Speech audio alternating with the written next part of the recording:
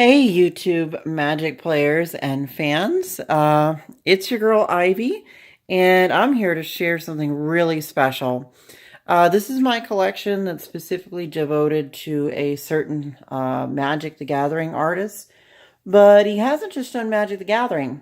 If you're into Dungeons and Dragons or anything, maybe like Dragonlance, things from the 1980s or early 90s, you may very well recognize this gentleman's artwork. His name is Edward P. Beard. I believe he's a junior. But I wanted to share these with you to kind of give you a feel for this time period and a kind of a little bit of history of Magic the Gathering and where some of the art comes from. We can start with this print right here. This is Mind's Eye. Obviously, if you've played the card, it's been re-released a few times with different artwork than this, but the original version had this artwork on the card. And obviously, before Magic card is rendered down to the little picture on the card, they start out as paintings. And this gentleman is a very prolific artist in Magic history. I believe he did 192 different Magic cards. I have some here, as you can see. Just run through some of those real quick with you. And we'll take a closer look at those here shortly.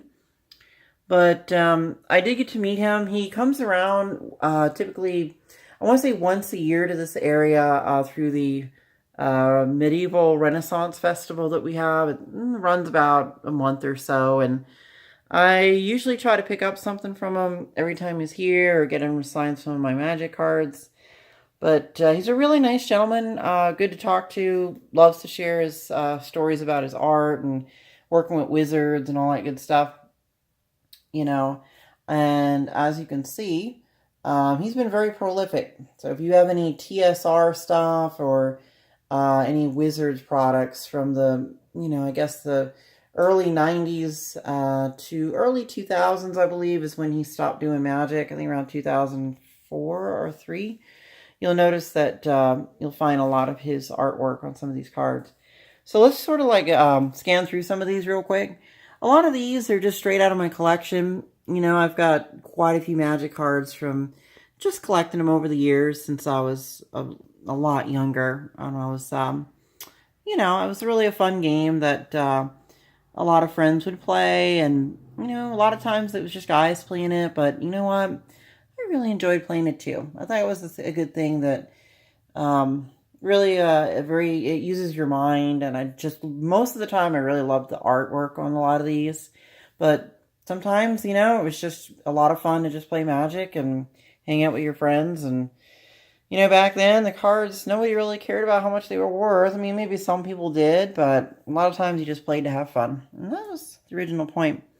So if we look at this print here, you can see it is from this card, Mage's Guile. And here is the limited edition print of it. And he has it made out to me. My name is Ivy. And this is an official Magic the Gathering print. Now, he also had as well some cards that were never actually made by a wizard. Well, he did the art for them, and he has an artist proof, but the card itself was never actually printed into a Magic set by Wizards of the Coast, which I found that kind of interesting. I couldn't quite afford the prints for those, but, maybe someday here I'll be able to get some of those, and you guys will get to kind of see something very unique, as it is very rare to find something that, like that, where it's a card, it's in a card form, but it never actually made it into a Magic set. So it's got all rules and everything on it. So I was like, this would be interesting. An unreleased card with rules on it. How about that, huh? So let's take a look at some of these. We've got Stinkweed Imp, Dwarven Driller, Norrock Familiar. Looks like Mental Discipline. I want to say Katerin Brute, Japanese card. We've got Dusk Imp. Looks like Timid Drake. Elvish Scrapper, Opal Champion, I want to say Belby's Percher, Croson Wayfarer, another one of those. Of course, the print that we see right there, Mage's Guile. And then we've got Avon Fogbringer, Kingfisher, Screaming Fury, and Fascist Art Director. Now, what's funny about this card is this is actually a picture of him. I am not making this up. That is actually Edward P. Beard. That is actually a picture of him. What was funny is when he was signing, I said to him, you do realize that you're signing a picture of yourself, right? And he says, yeah, that's me. And he, this is obviously from one of the unsats, I think Unhinged, Unglued. And then, of course, recently we had the, the newest one with the, all the inventions and all that stuff, contraptions, excuse me. But, these are the original ones, Unglued and, anyway, so yeah, the new one's Unstable. That's it. But anyway, so here we go. We got Multani's Acolyte, Shock, Double Deal, and then the last card would be Avon Fogbringer again. Now, I have quite a few of these. I hopefully will get some more. He does come around this area, I want to say, once a year, with the medieval fair.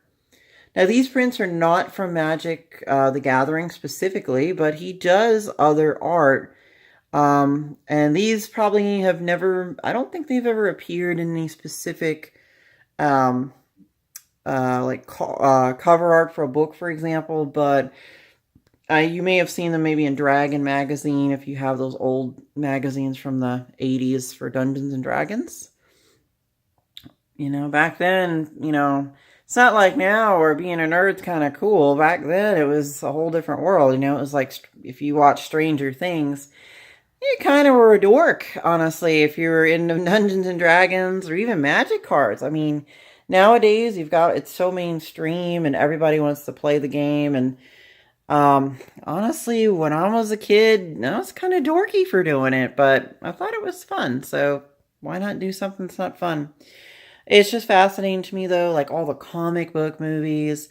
Everyone's into video games and cosplay and all these cool things that, when I was a little kid, it wasn't a thing. I mean, if your shoes weren't a certain way, the kids would have made fun of you for it or something crazy, And nowadays, it's like, who cares? I mean, everybody's into some, just like I said, different really cool things. Science fiction is all over TV. I mean, Game of Thrones, for crying out loud. How about that, right?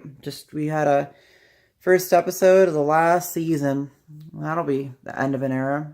And, of course, we got a nice blue dragon there. What's great about this blue dragon is that it's very, very similar to the, I want to say the mold for a blue dragon that I have a minifigure of for Dungeons and Dragons. So it's possible that their inspiration for that particular mold, for one of those little minis that they did, is possibly based off of this art. You never know. It's a blue dragon, so could be, right? So, hey, I hope you guys really enjoyed getting to take a look at some of this art.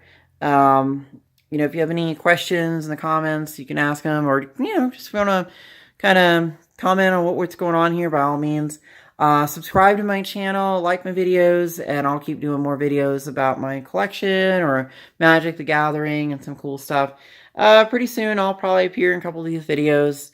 It's just easy for me to do it this way for a while, and then, I'm going to set up for, just doing some, discussion videos about Magic culture and where Wizards is going and all that kind of stuff. So, I hope you like this video.